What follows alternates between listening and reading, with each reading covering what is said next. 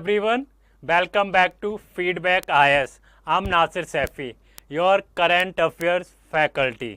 तो आपका द हिंदू का जो न्यूज़पेपर एनालिसिस है उसमें स्वागत है। न्यूज़पेपर एनालिसिस में आपका स्वागत है। डेट हो रही है, कितनी हो रही है दोस्तों? आज डेट हो रही है 1 अगस्त 2025। आज हम द हिंदू का न्यूज़पेपर एनालिसिस करने वाले वो 1 अगस्त का न्यूज़पेपर एनालिसिस कर रहे हैं। आपका जो द हिंदू का न्यूज़पेपर एनालिसिस है हम डेली ला रहे हैं दोस्तों। हम डेली एनालिसिस कर रहे हैं जिसमें आपको हेल्प हो, आपके प्रीलिम्स के पेपर में भी हेल्प हो और मेंस में भी हेल्प हो और इंटरव्यू में भी आपको ये करंट अफेयर्स हेल्प करे। 1 अगस्त हो रही है दोस्तों, हम उसके मोस्ट इम्पॉर्टेंट आर्टिकल देखेंगे यूपीएससी के पर्सपेक्टिव से कि यूपीएससी के लिए कौन कौन से आर्टिकल इंपॉर्टेंट है यूपीएससी के लिए, और हम जीएस मैपिंग करेंगे इसकी लिए। क्विकली अब हम इसकी इंडेक्स देख लेते हैं। आज के मोस्ट इंपॉर्टेंट आर्टिकल कौन से हैं दोस्तों? आज के मोस्ट इंपॉर्टेंट आर्टिकल कौन से दोस्तों? आज कितनी हो रही है? 1 अगस्त 2025। तो पहला आर्टिकल क्या है? मोस्ट इंपॉर्टेंट आर्टिकल आज का दोस्तों जो पहला आर्टिकल है वो है डिफेक्शन के ऊपर। जो एंटी डिफेक्शन लॉ है उसके ऊपर है। एससी ने क्या है दोस्तों? एससी ने pull up Telangana speaker defection petition. तो दोस्तों जो तेलंगाना के स्पीकर हैं जो 10 बीआरएस के एमएलए थे, क्या थे दोस्तों? जो 10 बीआरएस के एमएलए थे उन्होंने क्या कांग्रेस ज्वाइन कर ली थी, लेकिन जो स्पीकर हैं उन्होंने अभी तक कोई भी एक्शन नहीं लिया है, इन एक्शन है। तो उसके बारे में सुप्रीम कोर्ट ने कंसर्न जताया है। इसको हम डिटेल में देखेंगे। क्या क्या देखेंगे हम दोस्तों? 10 शेड्यूल की बात करेंगे, एंटी डिफेक्शन लॉ की बात करेंगे, और दोस्तों जो स्पीकर का जो रोल है वो भी देखेंगे, और हम जुडिशियल रिव्यू के बारे में बात करेंगे। जो स्पीकर का जो फैसला होता है या स्पीकर का जो डिसीजन होता है वो जुडिशियल रिव्यू के अंदर आता है नहीं आता है, ये सारी चीज़ें हम दोस्तों डिटेल में देखेंगे। आप वीडियो के लास्ट तक बने रहिएगा। फ्री एकेडमी आईएएस को सब्सक्राइब करने ना भूलें, और दोस्तों कमेंट जरूर करें कि आपको हमारा इनिशिएटिव कैसा लग रहा है, हमारी वीडियोज आपको कैसी लग रही हैं। अगर आपको कोई भी कंसर्न है या कोई भी क्वेश्चन है आपको हमारी जो इनिशिएटिव है उससे लेकर, तो प्लीज़ कमेंट में ज़रूर अपने क्वेश्चन छोड़ें, हम उसका आंसर ज़रूर देंगे। मैं खुद उसका आंसर दूंगा। तो आप कमेंट में बताएं कि हमारा इनिशिएटिव कैसा लग रहा है। कोई भी क्वेश्चन है या कोई भी टॉपिक है न्यूज़पेपर का जो हम एनालिसिस कर रहे हैं उसके अंदर आप कोई इम्प्रूवमेंट चाहते हैं या कुछ ऐड करना चाहते हैं, सर ऐसे नहीं इसको ऐसे करिए, तो हम उसको भी ऐड करने की कोशिश करेंगे दोस्तों। तो प्लीज़ हमारे चैनल को सब्सक्राइब करें, कमेंट भी करें और शेयर जरूर करें। Share is very important. आज का मोस्ट इंपॉर्टेंट दूसरा आर्टिकल कौन सा है दोस्तों?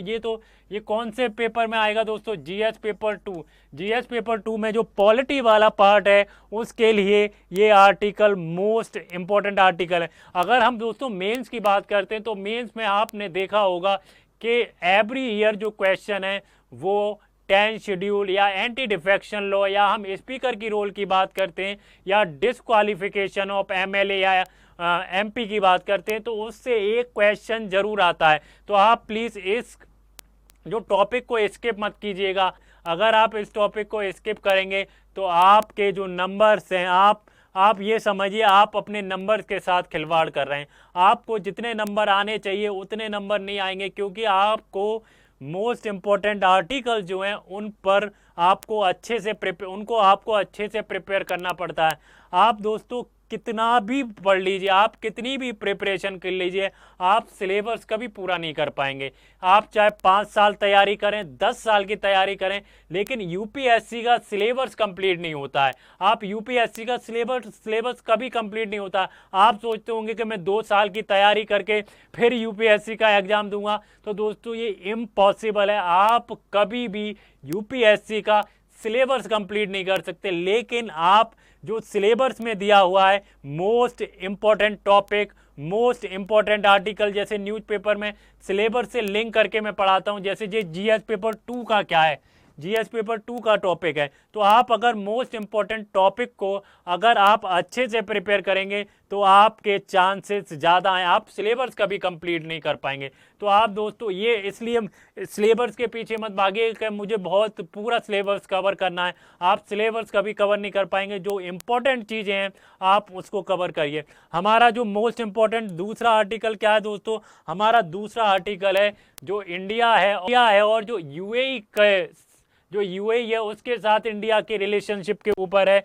PM Modi and UAE president deepen the bilateral collaboration. हम इसके अंदर क्या देखेंगे दोस्तों, इंडिया और यूएई के टाइज देखेंगे, स्ट्रेटेजिक पार्टनरशिप देखेंगे और जो गल्फ डिप्लोमेसी है वो हम इसमें देखने की कोशिश करेंगे।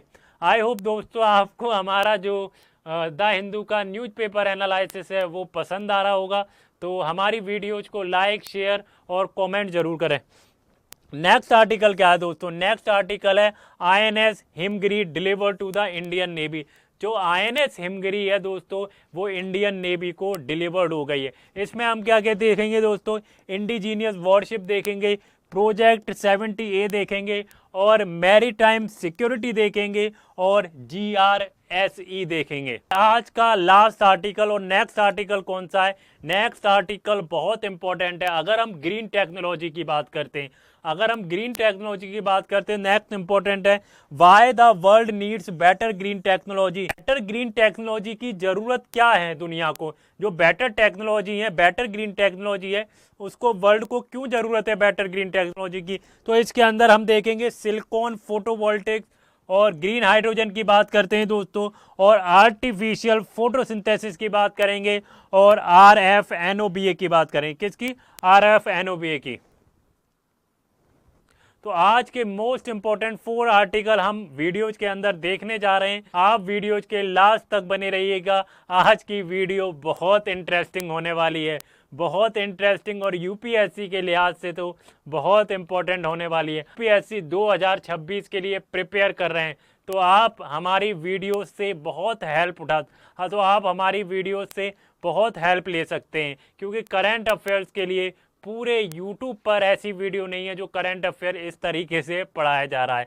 तो करंट अफेयर्स के लिए हमारी वीडियोज जो हैं वो बेस्ट हैं। हमारी वीडियोज को आप फॉलो करें और यूपीएससी के प्री को निकालें, मेंस को निकालें और आप अपना यूपीएससी के अंदर सिलेक्शन लीजिए। और हमारे और भी इनिशिएटिव आ रहे हैं, बस stay tuned with feedback IAS। हमारा आज का पहला आर्टिकल क्या है, मोस्ट इंपॉर्टेंट आर्टिकल जो जीएस पेपर 2 के लिए बहुत इंपॉर्टेंट है। और अगर हम प्रीलिम्स की बात करें तो प्रीलिम्स के लिए भी ये आर्टिकल बहुत इंपॉर्टेंट है। तो हमारा आज का what is the first article of today's newspaper, the Hindu newspaper. तो पहला आर्टिकल क्या है दोस्तों, पहला आर्टिकल है जो सुप्रीम कोर्ट है उन्होंने क्या किया, जो तेलंगाना के स्पीकर हैं उनको तेलंगाना के स्पीकर पे कंसर्न जताया ओवर द डिफेक्शन पिटीशन। मेरे कुछ क्वेश्चन है आपसे, आप उनका आंसर दीजिए दोस्तों। अगर मान लीजिए दोस्तों कोई भी एमएलए है और एमपी है, मिड टर्म में क्या करता है, अपनी पार्टी से दूसरी पार्टी में स्विच होता है, तो क्या होगा, तो कौन सा लॉ अप्लाई होता है। तो आप मुझे कमेंट में बताइए। ये मेरा पहला क्वेश्चन है, this is my first question. हमारा जो सेकंड क्वेश्चन है, क्या दोस्तों जो स्पीकर होता है, चाहे असेंबली की बात करें या हम लोकसभा की बात करें, इलेक्शन को डिले कर सकता है इनडेफिनेटली टाइम के लिए। आप मुझे कमेंट में बताइए दोस्तों। Did Supreme Court call out state assembly speaker recently, why Supreme Court call out state assembly speaker recently. तो दोस्तों क्या हुआ, तेलंगाना के अंदर हुआ क्या है, तेलंगाना के अंदर क्या हुआ है दोस्तों, सुप्रीम कोर्ट ने क्रिटिसाइज किया है जो तेलंगाना के स्पीकर हैं। क्रिटिसाइज क्यों किया है, what is the reason behind it, कि सुप्रीम कोर्ट क्या कर रही है, जो तेलंगाना के स्पीकर हैं उनको क्रिटिसाइज कर रही है और कंसर्न जता रही है। उसका रीजन क्या है दोस्तों, जो 10 BRS के जो एमएलए हैं क्या किया दोस्तों, कांग्रेस पार्टी को ज्वाइन कर लिया था। उसकी वजह से दोस्तों उनका डिफेक्शन होना चाहिए था, उन पे डिफेक्शन का जो लॉ है वो अप्लाई होना चाहिए था। लेकिन जो स्पीकर हैं तेलंगाना के दोस्तों, उन्होंने कोई भी एक्शन नहीं लिया और डिले पर डिले किए जा रहे हैं। क्या कर रहे हैं? Disqualification of 10 BRS MLA who join Congress in 2024। तो कोई भी एक्शन नहीं लिया गया है अभी तक, वहीं के वहीं डिले किया है। और टाइम कितना हो गया है दोस्तों? Anti defection proceeding must be decided with in the 3 month. जो एंटी डिफेक्शन लॉ है, मान लीजिए मैं बीआरएस से हूं और सामने कांग्रेस पार्टी है, मैंने कांग्रेस पार्टी को अभी ज्वाइन कर लिया, अगले 3 महीने के अंदर स्पीकर का ये रोल है, स्पीकर का ये रोल है कि मुझे एंटी डिफेक्शन लॉ के अंदर, स्पीकर का रोल है मुझे एंटी डिफेक्शन लॉ के अंदर आना होगा और स्पीकर को डिसाइड करना होगा डिस्क्वालीफाई किया जाए। जो 10 मेंबर थे उनको क्या किया जाए? डिस्क्वालीफाई किया जाए। लीजिए 10 बीआरएस के जो एमएलए हैं उन्होंने कांग्रेस को ज्वाइन कर लिया, आज कांग्रेस को ज्वाइन कर लिया। तो स्पीकर का रोल क्या है? स्पीकर का रोल है दोस्तों कि वो 10 मेंबर जो हैं उनको क्या करा जाएगा? उनको एमएलए का जो पद है उससे क्या किया जाएगा? डिस्क्वालीफाई किया जाएगा। सुप्रीम कोर्ट ने जो टाइम लिमिट सेट की है दोस्तों, 3 मंथ की टाइम लिमिट सेट की है। 3 मंथ के अंदर स्पीकर को अपना डिसीजन लेना पड़ता है, अपना जो है फैसला सुनाना पड़ता है। लेकिन 3 महीने से दोस्तों, 3 महीने की बात करें, 2024 से 2025 आ गई। कितना आ गई? 2024 से 2025 आ गई। मोर देन 1 ईयर हो गए दोस्तों, लेकिन स्पीकर ने कोई भी डिसीजन नहीं लिया है। तो क्या किया? स्पीकर ने कोई भी डिसीजन नहीं लिया है। तो सुप्रीम कोर्ट ने इस पर कंसर्न जताया है। स्पीकर है उनको क्या किया है? कॉल आउट किया है। तो court observe many disqualification cases die natural death due to the long delays. तो सुप्रीम कोर्ट क्या ऑब्जर्व करती है कि बहुत सारे जो डिस्क्वालिफिकेशन के जो केसेस हैं वो मर जाते हैं, नेचुरल डाई हो जाती है बिकॉज ऑफ डिले, अच्छा, आप मुझे ये बताइए सुप्रीम कोर्ट के कंसर्न क्या है? अगर ये इतना डिले हो रहा है, स्पीकर डिले कर रहा है, अपने एक्शन को डिस्क्वालीफाई नहीं कर रहा है, सुप्रीम कोर्ट के जो कंसर्न है वो क्या है दोस्तों? आप मुझे कमेंट में बताइए। Delay harms democracy, remain unpunished. और जो एससी ने क्या फिक्स किया दोस्तों? एससी ने जो फिक्स किया, जो 3 मंथ की जो डेडलाइन है, आपको उसके अंदर क्या करना पड़ता है? उसके अंदर आपको डिस्क्वालीफाई करना पड़ता है। दोस्तों हम थोड़ा सा समझने की कोशिश करते हैं 10th शेड्यूल के बारे में, एंटी डिफेक्शन लॉ के बारे में समझने की कोशिश करते हैं। अगर आपने दोस्तों पॉलिटी पढ़ी होगी, लक्ष्मीकांत या कोई भी सोर्सेज से आपने पॉलिटी पढ़ी होगी, तो आपको पता होगा what is 10th schedule, what is anti defection law, और एंटी डिफेक्शन लॉ कब आया था और ये किस किस पे अप्लाई होता है, और इसके जो क्राइटेरिया हैं दोस्तों, वो क्या क्या क्राइटेरिया हैं, सारी चीज़ें दोस्तों आपको पता होंगी। तो मैं आपको इसका ओवरव्यू देता हूं और समझाने की कोशिश करता हूं what is anti defection law. Defection law कब आया था दोस्तों? एंटी डिफेक्शन लॉ आया था 52 अमेंडमेंट हुआ। कौन सा दोस्तों? 52nd अमेंडमेंट हुआ था।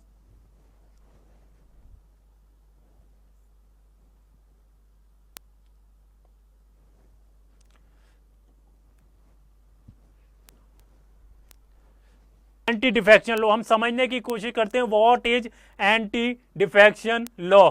तो हम अगर एंटी डिफेक्शन लॉ की बात करते हैं दोस्तों,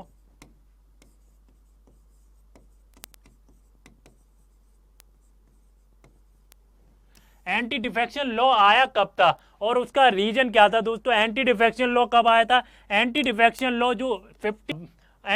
लॉ कब आया था? जो 52 अमेंडमेंट हुआ था, 52 अमेंडमेंट हुआ था 1985 में। उसके बाद ये एंटी डिफेक्शन लॉ क्या किया गया था? लाया गया था। कौन सा? 52nd अमेंडमेंट 1985 के बाद क्या लाया गया? एंटी डिफेक्शन लॉ लाया गया। तो दोस्तों इसका रीजन क्या था? एंटी डिफेक्शन लॉ की क्राइटेरिया क्या है?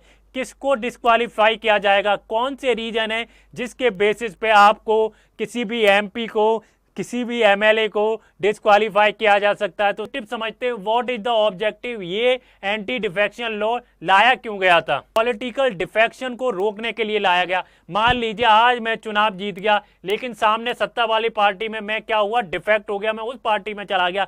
जो जो डिफेक्शन होते हैं उसको प्रिवेंट करने के लिए लाया गया, और दोस्तों जो स्टेबिलिटी होती है लेजिस्लेचर में उसको अपहोल्ड करने के लिए लाया गया। क्या क्या चीजें के लिए? एक तो हमें प्रिवेंट करना है जो पॉलिटिकल जो डिफेक्शन हो रहे हैं, और दूसरा जो लेजिस्लेचर है उसके अंदर स्टेबिलिटी आए, स्टेबिलिटी अपहोल्ड हो, उसके लिए लाया गया। तो इसका ऑब्जेक्टिव क्या था दोस्तों?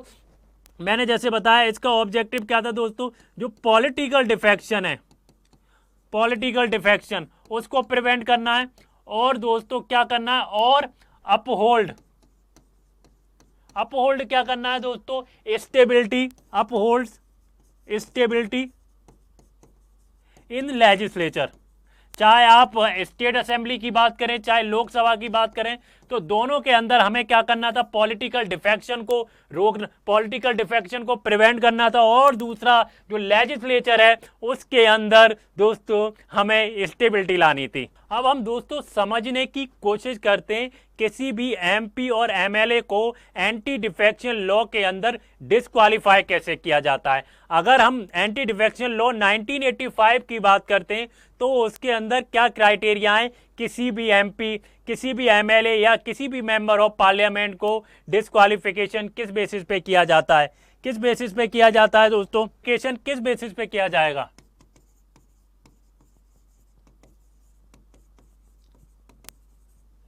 आप मुझे कमेंट्स में बताइए डिस्क्वालिफिकेशन किस बेसिस पे किया जाएगा। कोई एमएलए और एमपी वॉलेंट्री क्या करता अपनी मेंबरशिप छोड़ देता है तो उसको क्या होगा दोस्तों? वो डिस्क्वालीफाई हो। पार्टी मेंबरशिप, वॉलेंट्री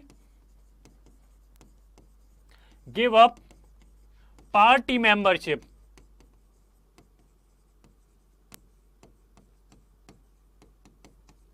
तो वॉलंटरी जब अपनी पार्टी मेंबरशिप छोड़ देता है तो वो क्या होगा दोस्तों? वो उस पार्टी से क्या हो जाएगा? डिस्क्वालीफाई हो जाएगा। अच्छा दोस्तों, सबसे बड़ा जो दूसरा रीजन है, दूसरा क्या रीजन है दोस्तों? दूसरा रीजन, जब हम विप को, मान लीजिए मैं कांग्रेस हूं और मेरे कांग्रेस का कोई मेंबर है, अगर मैं कांग्रेस का हेड हूं, मैंने उससे बोल दिया आपको, लीजिए मैंने बोल दिया कि आपको वोटिंग इस लॉ के लिए आपको वोटिंग यस में देनी है, लेकिन उसने क्या किया? वोटिंग नो में दे दी, तो क्या होगा दोस्तों? उस पर विप जारी हो जाएगा और उसको वो डिस्क्वालीफाई कर दिया जाएगा। Vote against the party whip without permission,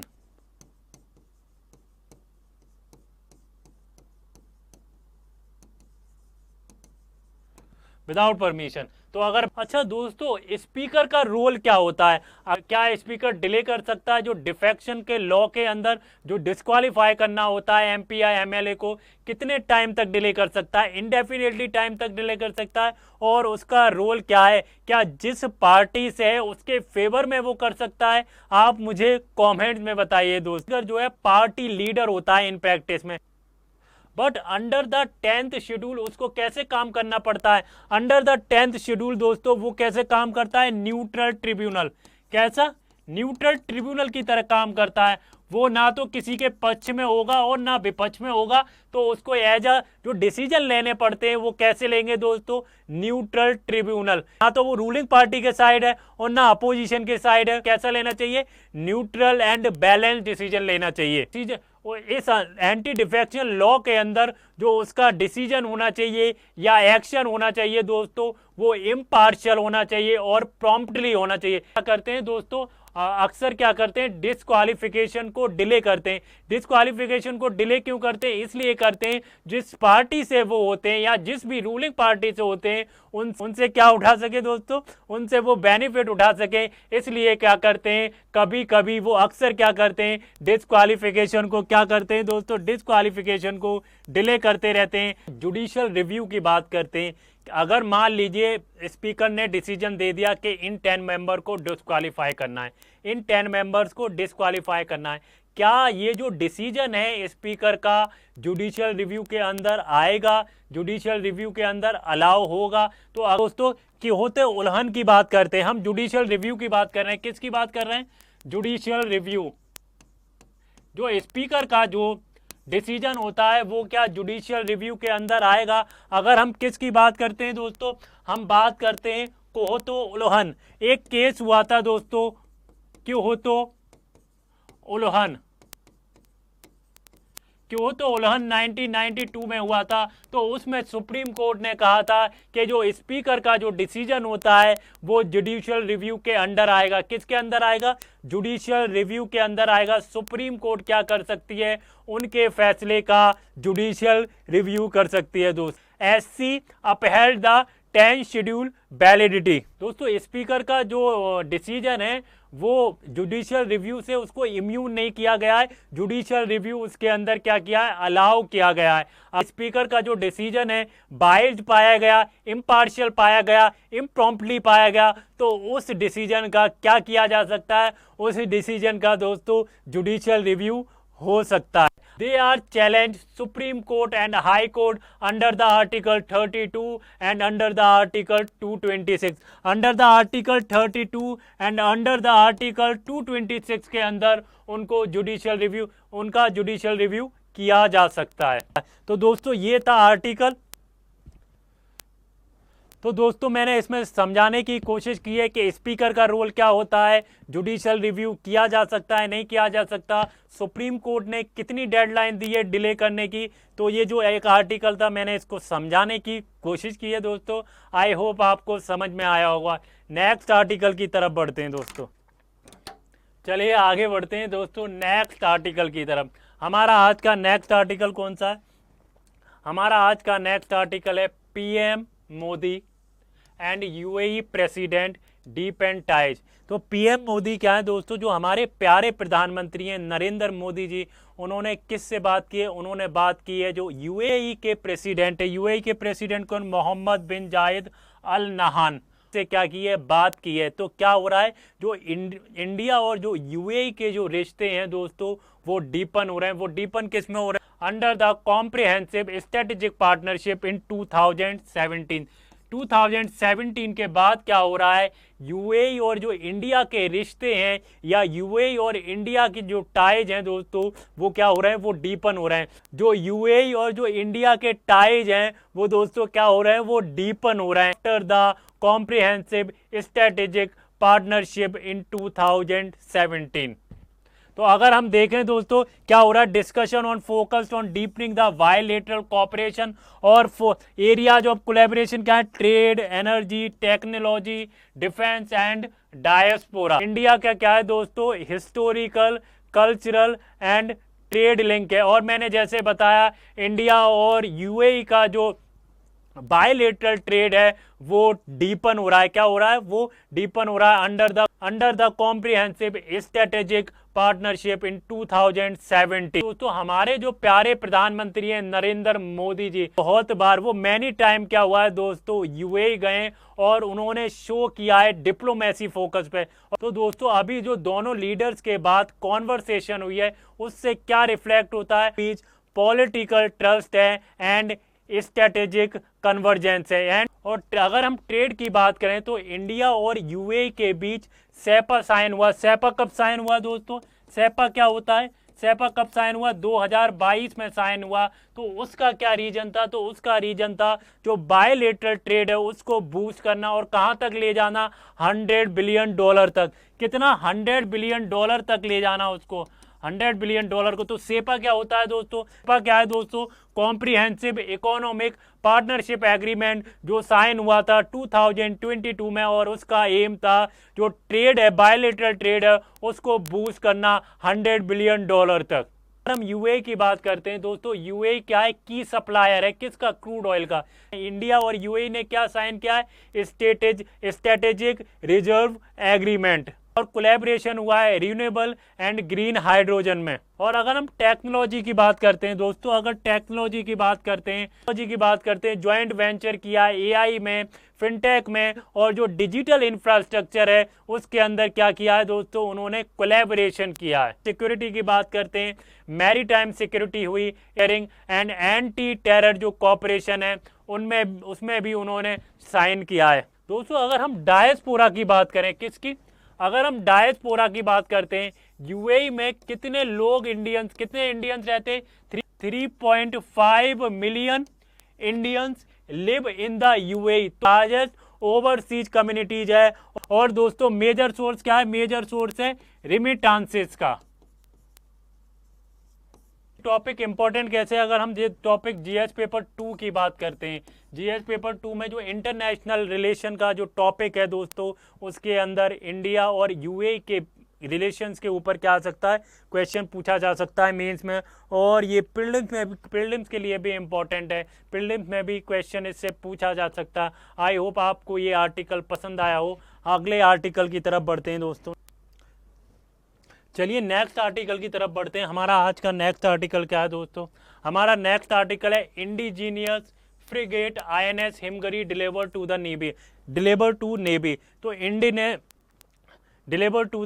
deliver to navy, जो इंडिजीनियस हिमगिरी, जो इंडिजीनियस फ्रिगेट INS हिमगिरी है, उसको समझने की कोशिश करेंगे। हम समझेंगे what is indigenous frigate Himgiri, frigate INS Himgiri, INS Himgiri के बारे में समझेंगे। तो दोस्तों Indian navy receive the INS Himgiri, एक guided missile frigate from GRSE Kolkata, part of the project 17A Nilgiri class, third ship in the series, और designed and multiple mission role, anti air, anti surface and anti submarine. तो दोस्तों हम थोड़ा सा समझने की कोशिश करते हैं INS हिमगिरी क्या है, what is INS Himgiri. Himgiri is a guided missile stealth frigate है, delivered by GRSE, one of the India's key defence ship builder. दोस्तों थर्ड शिप है किसके अंदर दोस्तों, जो प्रोजेक्ट 17A है उसके अंडर में ये थर्ड शिप है। और पहली और दूसरी शिप कौन सी दोस्ती, after the INS Nilgiri and INS Udaygiri. तो समझने की कोशिश करते हैं INS हिमगिरी क्या क्या कर सकती है। INS हिमगिरी के जो फीचर्स हैं या जो फंक्शन है वो क्या क्या कर सकती है दोस्तों। INS हिमगिरी के क्या होते हैं दोस्तों, मल्टी मिशन रोल्स होते हैं, एंटी एयर अटैक कर सकती है, एमी के प्लेन्स होते हैं, और जो मिसाइल होती हैं उनको क्या कर सकती है, मार के नीचे गिरा सकती है using special air defence missile. होता है दोस्तों एंटी शिप कॉम्बैट होता है, इनेमी के शिप होते हैं उसको डिस्ट्रॉय कर सकती हैं। ये क्या कर सकती हैं, जो इनेमी के जो शिप होते हैं दोस्तों उसको डिस्ट्रॉय कर सकती हैं using powerful missile like BrahMos. तो एंटी सबमरीन है क्या, इनेमी के जो सबमरीन होते हैं उनको डिटेक्ट कर सकता है, डिस्ट्रॉय कर सकता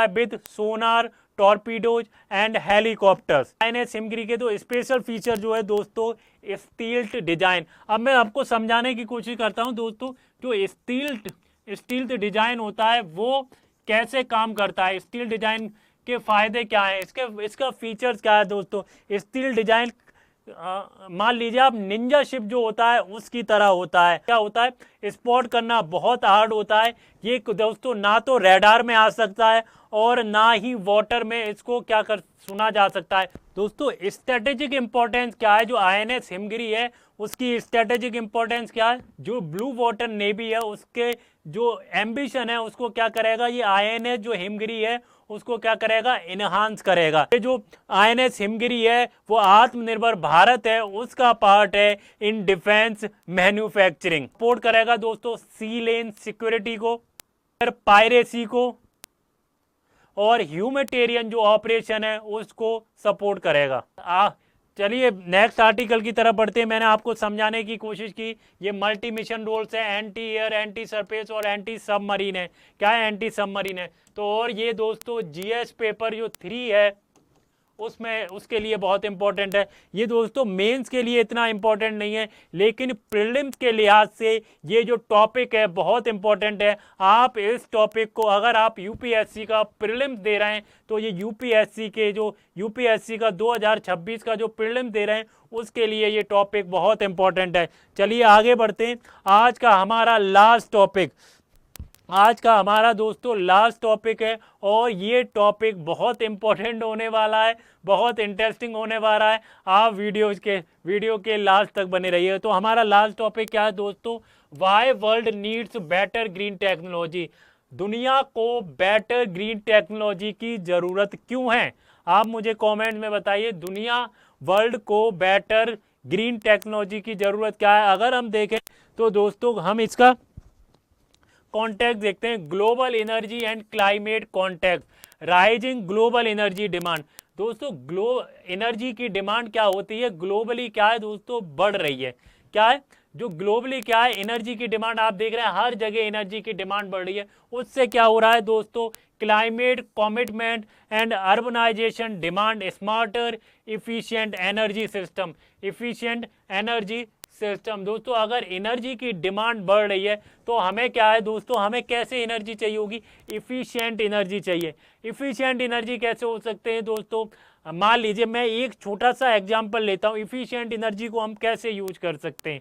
मान लीजिए मेरे घर पर पुराना पंखा है, ये पुरानी एसी है या पुराना कूलर है, तो उसमें क्या है दोस्तों, हमें उसको क्या करना पड़ेगा, एक्सचेंज करना पड़ेगा कि वो ज़्यादा बिजली ना खाए, ज़्यादा बिजली यूज ना हो उसमें। तो हम कैसे यूज कर सकते हैं, हमें ऐसे फैन लगाने चाहिए जो कम बिजली लें, और हमें ऐसे एसी यूज करना चाहिए, एसी 5 स्टार एसी या उससे तो बिजली कम खर्च होगी, तो दोस्तों वो क्या होगा, वो इफिशिएंट होगा। तो क्या है, डिमांड हमें स्मार्टर बनानी चाहिए और इफिशिएंट एनर्जी सिस्टम होने चाहिए। एग्जिस्टिंग टेक्नोलॉजी हम बात करते हैं जैसे सिलिकॉन फोटोवोल्टिक, हम सोलर पैनल की बात करते हैं, सिलिकॉन फोटोवोल्टिक सोलर पैनल हो गए, have limited efficiency 15 to 80% and real world. जो सोलर पैनल है दोस्तों उनकी इफिशियंसी क्या है, बहुत कम है। इफिशियंसी कितनी है दोस्तों, उनकी जो इफिशियंसी है 15 से 18% है। तो इनकी इफिशियंसी क्या लिमिटेड है, बहुत कम है। हमें ज़्यादा इफिशियंसी चाहिए होगी, क्या चाहिए होगी, ज़्यादा इफिशियंसी चाहिए होगी। जब क्या है, जब हम एनर्जी की जो डिमांड है दोस्तों उसको पूरा कर पाएंगे। तो इसलिए हमें एनर्जी को क्या बनाना होगा, इफिशिएंट बनाना होगा। Energy self sufficiency a become a more urgent due to the geopolitical disruption and climate emergency. आगे बढ़ते हैं दोस्तों और समझने की कोशिश करते हैं। अच्छा, लिमिटेशन ऑफ सिलिकॉन फोटोवोल्टिक्स। अच्छा, इसकी लिमिटेशन क्या है, अगर हम सोलर पैनल की बात करते हैं वो इफिशिएंट क्यों नहीं है, what is the reason behind it, के जो फोटोवोल्टिक है वो इफिशिएंट नहीं है। तो उसका सबसे बड़ा रीजन क्या है, लो इफिशियंसी है। जो सोलर पैनल है या सिलिकॉन फोटोवोल्टिक है, सोलर पैनल्स हम लिखते हैं, सोलर पैनल्स क्या है दोस्तों, वो लो इफिशियंसी हैं। उन्हें क्या चाहिए दोस्तों, अगर आप सोलर पैनल लगाते हैं, सोलर पैनल के लिए एक बहुत बड़ा एरिया चाहिए, वो छोटे एरिया में तो लग नहीं सकते।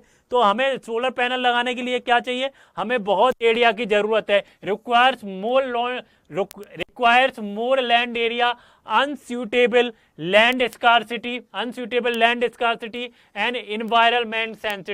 And environment sensitivity. India's solar production 6 gigawatt is rising. India's solar production 6 gigawatt is rising, but question remains, why not adopt superior alternative. अगर हम दोस्तों आगे देखें, सुपीरियर पीवी टेक्नोलॉजी की बात करें दोस्तों, हम गैलियम आर्सेनाइड की बात करते हैं, जिसकी अगर हम गैलियम आर्सेनाइड की बात करते हैं तो दोस्तों उसकी इफिशियंसी कितनी है, उसकी जो इफिशियंसी है वो सिलिकॉन जो फोटोवोल्टिक है उससे काफ़ी ज़्यादा है। उसकी जो इफिशियंसी है दोस्तों वो 47% है, अप टू कितनी है, 47% है, but are under utilise.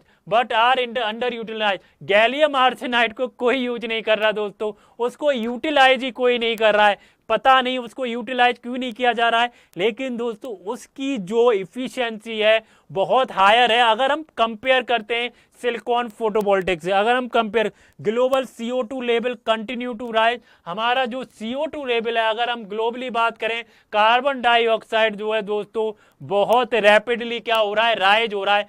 425 ppm in 2025 and 350 ppm इन 1990। तो 350 ppm कब था, 1990 में, और 2025 में कितना हो गया है, 425 हो गया है, despite increase in the renewable capacity. अब एक बात बताइए, रिन्यूएबल कैपेसिटी हमारी कितनी इंक्रीज हो रही है। अगर हम बात करते हैं सोलर एनर्जी की बात करते हैं, विंड एनर्जी की बात करते हैं, और दोस्तों बायो जियोलॉजिकल एनर्जी की बात करते हैं, तो सारी इंक्रीज हो रही है।